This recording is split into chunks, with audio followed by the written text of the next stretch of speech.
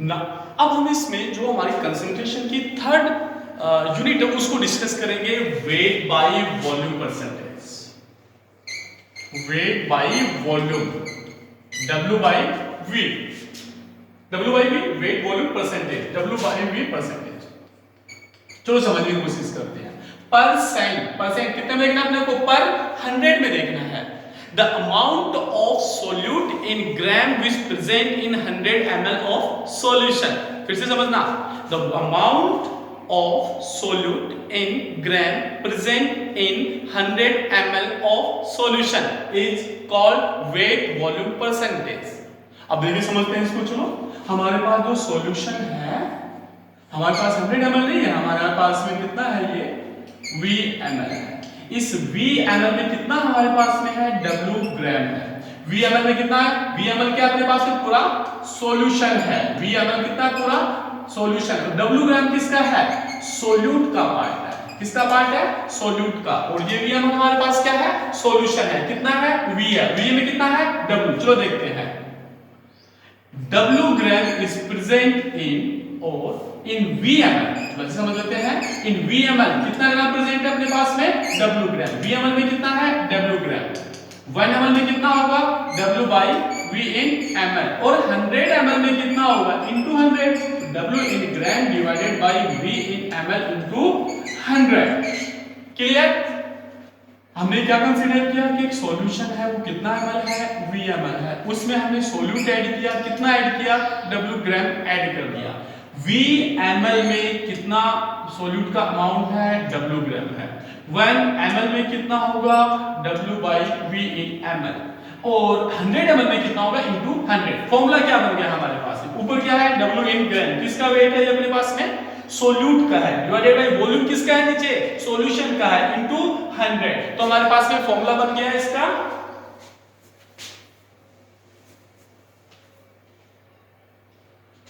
Formula बन गया अपने पास में weight of solute in gram divided by volume of solution in ml into 100। और ये हमारी कंसंट्रेशन की थर्ड यूनिट हो गई। और तीनों यूनिट्स में क्या थी? परसेंटेज में थी। फर्स्ट यूनिट हमारे पास में क्या थी? फर्स्ट यूनिट हमारे पास में क्या थी? Weight by weight percentage. Second क्या थी? Volume by volume percentage. Third क्या अपने पास में? Wait by volume percentage. Next fourth unit of concentration को हम डिस्कस करेंगे अभी।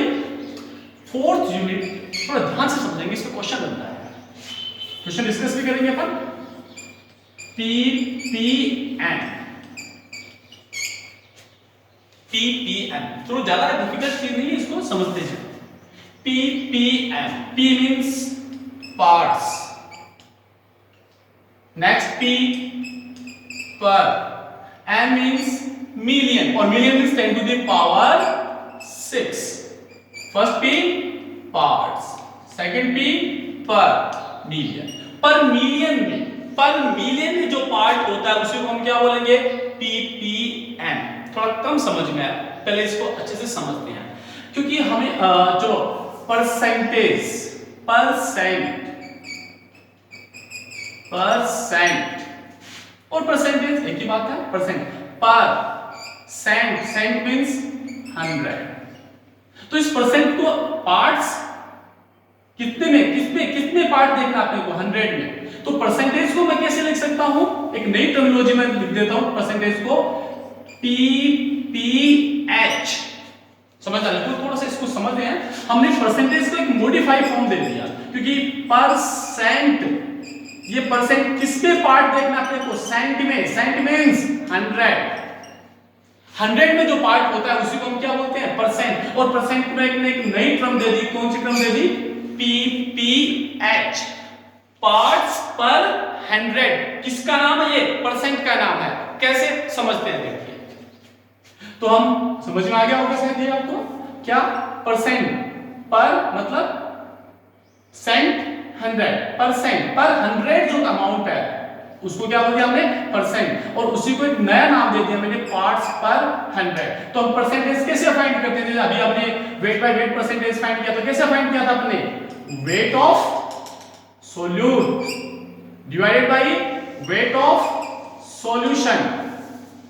W1 से W2 से समझ लेते हो, W1 by W1 into W2 into 100। What is W1? Weight of solute. What is this? Weight of solution. And what is this? 100। अगर हमें 100 में से पार्ट देखना है तो हम कितना मल्टीप्लाई में करेंगे, 100 करेंगे। अगर हमें मिलियन में से देखना है पार्ट तो यहाँ पे हम क्या मल्टीप्लाई कर देंगे, मिलियन कर देंगे। अगर हमें बिलियन में देखना है तो हम यहाँ पे क्या कर देंगे, 10 to the power 9 कर देंगे। तो हमारे पास में ppm का फॉर्मूला क्या हो जाएगा, ppm, अभी मैंने समझाया आपको, पार्ट्स पर मिलियन, और परसेंट को हमने क्या कहा, pph। कैसे फाइंड किया, weight of solute divided by weight of solution into 100।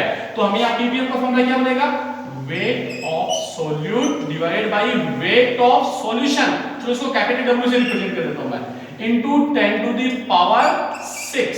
This one is the formula of ppm, parts per million, W by capital W into 10 to the power 6। चलो first unit हमारी consideration कौन सी थी, W by W यानी weight by weight. Second कौन सी थी, volume by volume. Third कौन सी थी, wait by volume. और फोर्थ हमने डिस्कस कर लिया अभी ppm, पार्ट्स पर मिलियन। और पार्ट्स पर मिलियन का फॉर्मूला क्या हो गया, weight of solute divided by weight of solution into 10 to the power 6।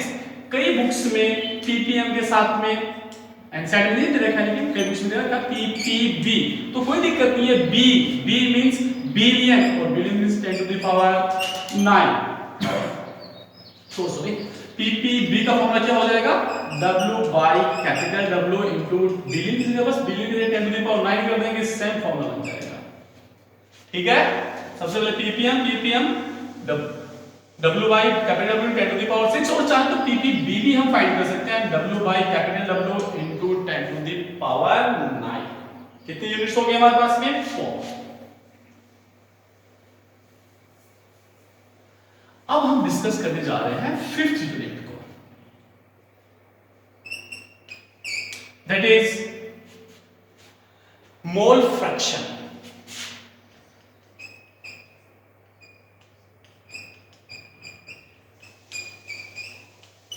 Mole fraction, इसको अच्छे से समझते हैं। पहले फ्रैक्शन क्या है, उसके बाद मोल फ्रैक्शन समझेंगे। पहले हम क्या समझेंगे, फ्रैक्शन समझेंगे, उसके बाद हम क्या समझेंगे, मोल फ्रैक्शन। कैसे, चलो ठीक है, समझते हैं। हमने या 3 लोगों ने बिजनेस स्टार्ट किया, A, B एंड C।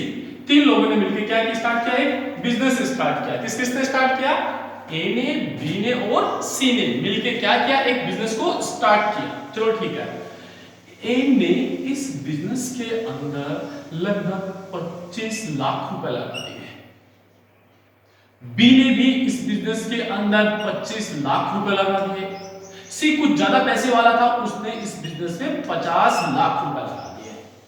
चलो हमें बिजनेस क्या समझ रहे हैं, बिजनेस क्या समझना चाहते हैं, फ्रैक्शन समझना चाहते हैं। किसकी हेल्प से समझ रहे हैं, बिजनेस की हेल्प से समझ रहे हैं। हमने क्या कंसीडर किया कि एक बिजनेस है जिसमें 3 पार्टनर है, partner A, partner B and partner C. चलो ठीक है, ए ने कितने लगाए 25, बी ने कितने लगाए 25, सी ने कितने लगा दिए 50। अब ए से पूछा जाए कि ए भाई तेरा कितना पार्ट है इसके अंदर, उसने बोला कि मेरा पार्ट 1/4 है। बी का कितना पार्ट है, मेरा पार्ट भी कितना है 1/4 है। और सी का पार्ट कितना है, सी का कितना पार्ट है, बिल्कुल 1/2 पार्ट है, मेरा तो आधा पार्ट है इसके अंदर। चलो ठीक है, ये पार्ट किसमें देखा आपने, आउट ऑफ 1, और आउट ऑफ 1 जो पार्ट होता है उसी का नाम हम क्या देते हैं, उसी को क्या बोलते हैं, फ्रैक्शन। आउट ऑफ 1, एक में से उसका कितना पार्ट है, तो हमने एक में से पार्ट, सी का पार्ट कैसे निकाला, सी का पार्ट हाफ पार्ट कैसे आया, पार्ट ऑफ या amount of C invest which by invest by C, कितना पार्ट इन्वेस्ट किया सी ने 50 divide by total part, total कितना है 100। कितना आ गया 1/2। तो इसका फ्रैक्शन कैसे निकाला हमने, इसका कितना कितना लगाया इसने 25, टोटल कितना लगा 100, इसने भी कितना लगाया 25, टोटल कितना लगा 100। क्योंकि इनका ये क्या आ गया फ्रैक्शन, कैसे आया, इसका पार्ट अपॉन टोटल पार्ट, इसका पार्ट अपॉन टोटल पार्ट, इसका पार्ट अपॉन टोटल पार्ट।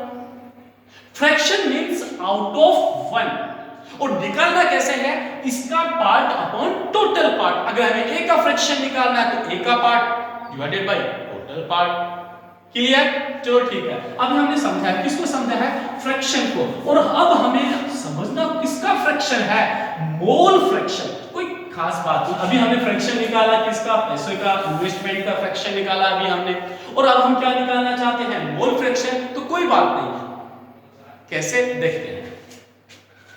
अब हम एक सॉल्यूशन बनाते हैं, केमिस्ट्री वाली टर्मिनोलॉजी में आ जाते हैं ना, हमें क्या बनाते हैं, एक सॉल्यूशन बनाते हैं। इसमें तीन कंपोनेंट है, that is A, B and सी।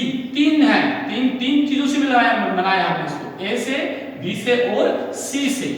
ए के नंबर ऑफ मोल्स, ध्यान रखना मैं नंबर ऑफ मोल्स ले रहा हूं, इस बार प्रेशर नहीं ले रहा हूं या कोई वेट नहीं ले रहा हूं। Number of moles of is and A and number of moles of B is and B and number of moles of C is and C.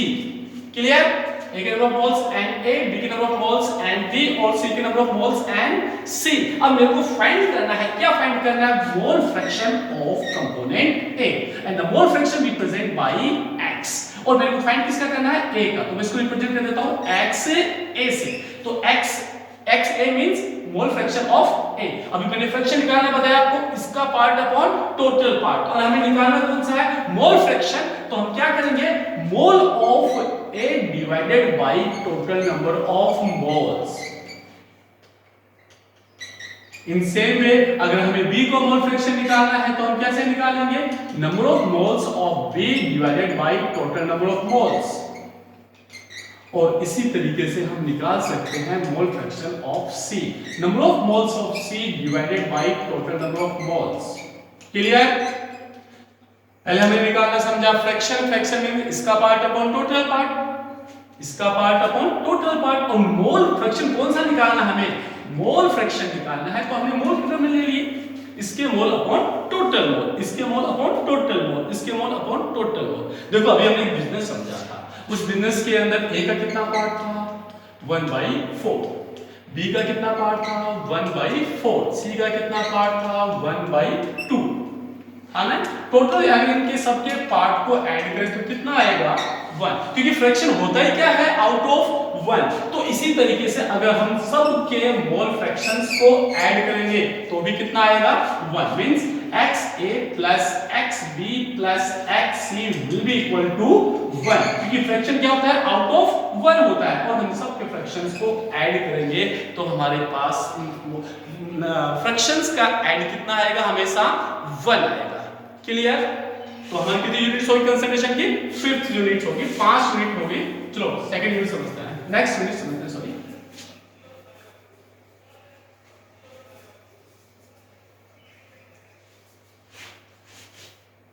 Now 6th unit is molarity.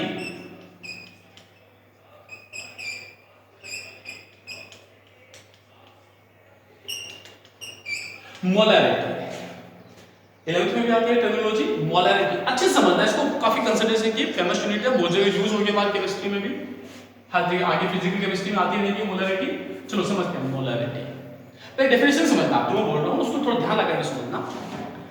number of moles of solute, number of moles of solute present in 1 liter of solution, number of moles of solute present in 1 liter of solution। किसके मोल होने चाहिए, solute के होने चाहिए, किसमें होने चाहिए 1 litre में, किसके, सॉल्यूशन के।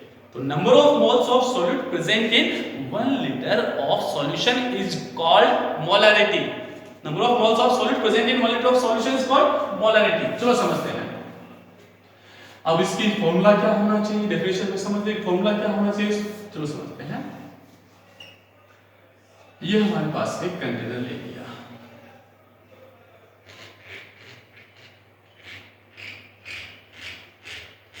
इस कंटेनर में हमने सॉल्यूशन ले लिया। कितना सॉल्यूशन हमने ले लिया इसमें, V लीटर। क्लियर, हमने क्या ले लिया, सॉल्यूशन ले लिया। सॉल्यूशन कितना, V लीटर। इस V लीटर सॉल्यूशन में, सॉल्यूशन है तो इसमें सोल्यूट प्रेजेंट हो गए, इसमें सोल्यूट प्रेजेंट है। ये V लीटर किसका है, ये V लीटर पार्ट किसका है ना, सॉल्यूशन का है। और इसमें हमने डाल क्या दिया, सोल्यूट डाल दिया, और उस सोल्यूट के नंबर ऑफ मोल्स क्या है, वो n है। Number of moles of solute कितने हैं, n है। वॉल्यूम ऑफ सॉल्यूशन कितना है, V लीटर है। V लीटर में कितने नंबर ऑफ मोल्स हैं, कितने हैं, n। सॉल्यूशन का वॉल्यूम कितना है, V litre. Number of moles of solute कितने हैं, n। तो इसका मतलब V लीटर में नंबर ऑफ मोल्स कितने हैं, n। क्लियर, V लीटर में देखो समझना, फॉर्मूला निकल आएगा। V लीटर में number of moles of solute present कितने हैं, n। तो 1 लीटर में कितने होंगे, n by V। What is n by V? Number of moles of solute present in 1 liter of solution. That is the definition of the molarity. So the formula of molarity, M, capital M is equal to molarity represented by capital M. M is equal to n by V. What is n? Number of moles. What is V? Volume of solution. Clear? तो formula हमारे पास first formula बन गया molarity का n by V। इसी फॉर्मूले से हम और फॉर्मूले समझेंगे। देखिए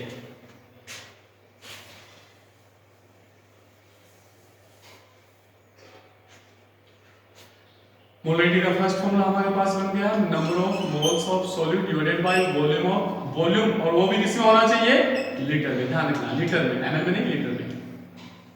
n, ये फॉर्मूला हमने समझ लिया कैसे, कहां से आया। अब हम समझते हैं n। What is n? n number of moles, और नंबर ऑफ मोल्स हमें निकालना आता है। कैसे निकालेंगे, weight of substance divided by gmm, gram molar mass.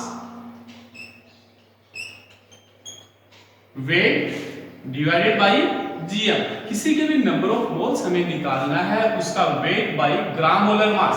Gram molar mass की जो न्यूमेरिकल वैल्यू है होती है वो मॉलिक्यूलर वेट के इक्वल होती है।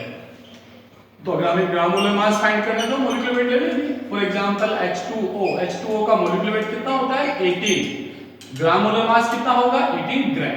बस क्लियर, न्यूमेरिकल वैल्यू ध्यान रखना, gmm होता है ग्राम में और मॉलिक्यूलर वेट होता है AMU में, एटॉमिक मास यूनिट में। एलएम हम डिस्कस कर चुके हैं इसको। gmm ग्राम मोलर मास ये ग्राम में होता है, ये AMU में। इवन दोनों की न्यूमेरिकल वैल्यू सेम होती है, 18। क्लियर, तो मॉलिक्यूलर वेट हमें पता चल जाए तो gmm अपने आप आ जाएगा हमारे पास में, क्योंकि दोनों की न्यूमेरिकल वैल्यू क्या होती है, सेम होती है। जैसे वाटर का मॉलिक्यूलर वेट कितना होगा, 18, तो इसका ग्राम मोलर मास भी कितना हो जाएगा, 18। H2SO4 सल्फ्यूरिक एसिड, इसका मॉलिक्यूलर वेट कितना होता है, 18, तो ग्राम मोलर मास भी कितना होगा, 18। क्लियर, तो ये फॉर्मूला हमारे पास में मोलरिटी का था, n by number of moles divided by volume in litre. और मैंने नंबर ऑफ मोल्स का फॉर्मूला मेरे को पता था तो मैंने इसकी जगह नया फॉर्मूला बना दिया, W by GMM। Clear, V in litre. दूसरा फॉर्मूला हमारे पास मोलरिटी का आ गया। थर्ड फॉर्मूला, इसी फॉर्मूला से हम थर्ड फॉर्मूला निकालते हैं। चलो, आपको जो वॉल्यूम है वो लीटर में दे रखा है, आपको वॉल्यूम लीटर में दे रखा, आपको इसमें दे रखा वॉल्यूम ml में दे रखा है, तो हम ml को क्या लीटर में कन्वर्ट कर सकते हैं।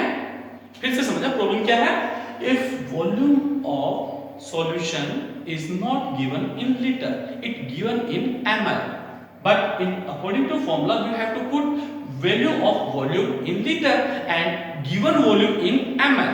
क्लियर, तो हमें ml को लीटर में कन्वर्ट करके यहां से लिखना है। तो ml को लीटर में कैसे कन्वर्ट करेंगे, हमारे पास में 20 ml है, 500 ml आप दूध लेके आते हो, 500 ml आप दूध लेके आते हो, कितना लीटर लेके आते हो, आधा लीटर। कैसे निकाला हमने, डिवाइडेड बाय 1000। यानी हमारे पास में क्या था 500 ml था और लीटर में कन्वर्ट करने के लिए मैंने कितने से क्या कर दिया 1000 से डिवाइड। तो अगर आपको लीटर में निकालना है, अगर आपको लीटर में निकालना है तो ml को किससे डिवाइड करना है आपको 1000 से। तो हमारे पास क्या बन गया फॉर्मूला कि litre is equal to ml divided by 1000। Clear? तो volume in litre is equal to volume in ml divided by 1000 कर सकते हैं नहीं कर सकते? बिल्कुल कर सकते हैं। Volume in litre is equal to volume in ml divided by 1000। तो मैंने यहां पे एक फार्मूला और पुट कर दिया, volume in litre is equal to volume in ml divided by 1000। तो मोलरिटी का नेक्स्ट फार्मूला हमारे पास में आ गया W by GMM into volume in ml और ये 1000 इसके नीचे आएगा ऊपर चला जाएगा 1000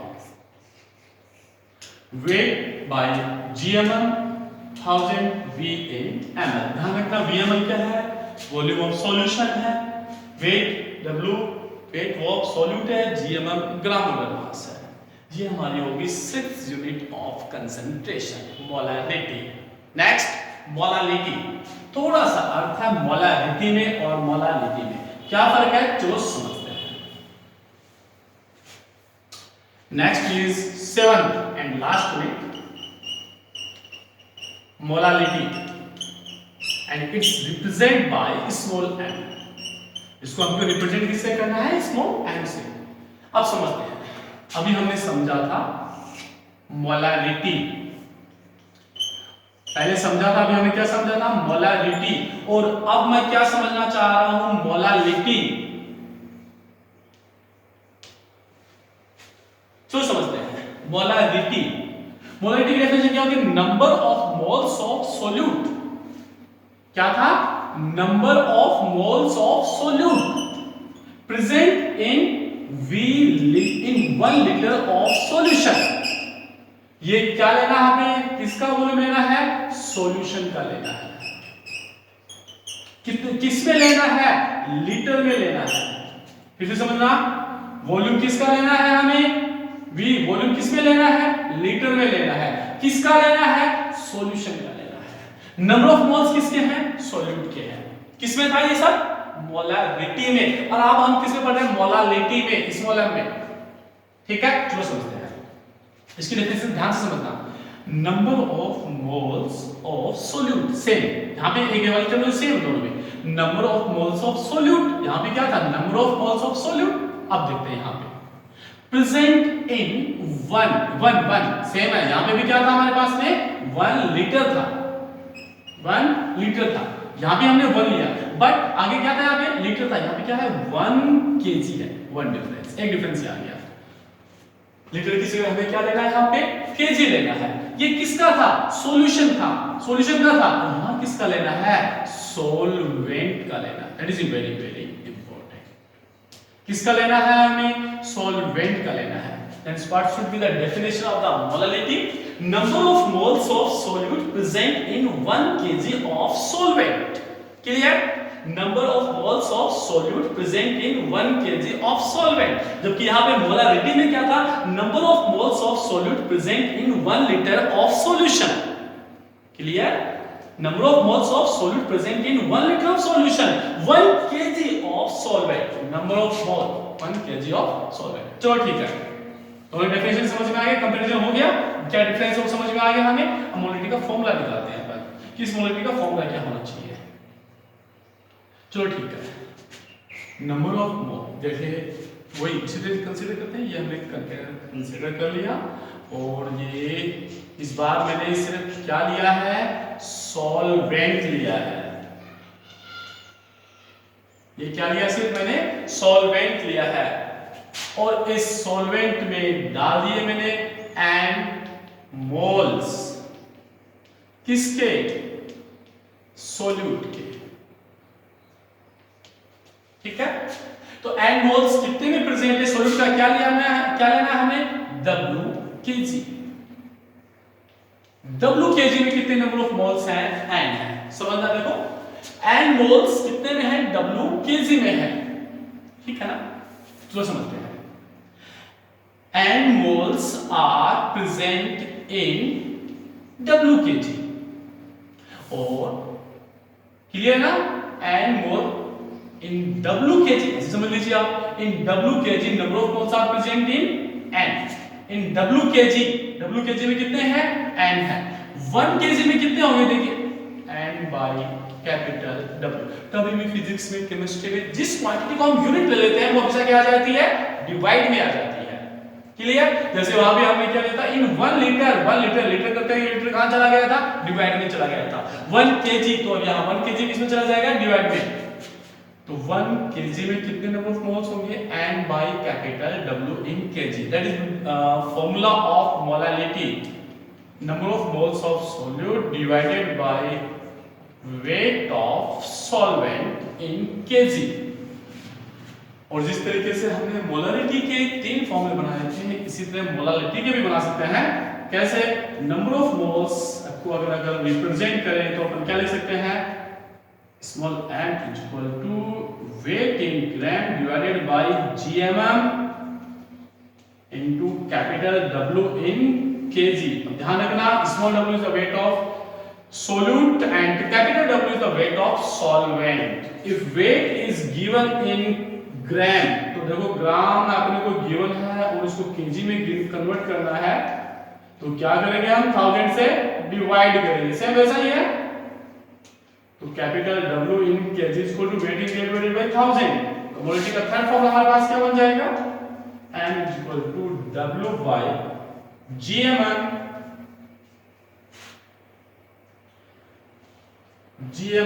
divided by the weight in gram, और जो 1000 नीचे तो कहां आ जाएगा? हमारे पास में ऊपर आ जाएगा। तो मोलारिटी का फॉर्मूला क्या हो जाएगा?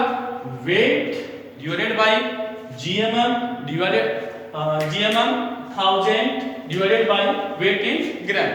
अब देखिए यार, इसमें एक चीज और समझते हैं हम, क्या कि जी यहाँ पे ये जो वेट है ये भी वेट है, मास है, gmm ये भी मास है, वेट इन ग्राम ये भी मास है, यानी इसमें कोई भी यूनिट है वो वॉल्यूम की फॉर्म में नहीं है।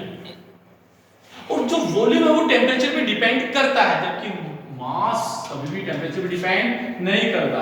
इसका मतलब molarity does not depend on temperature. इसमें क्वेश्चन भी आता है कई बार, why the molarity is the better unit of the concentration in compare to molarity.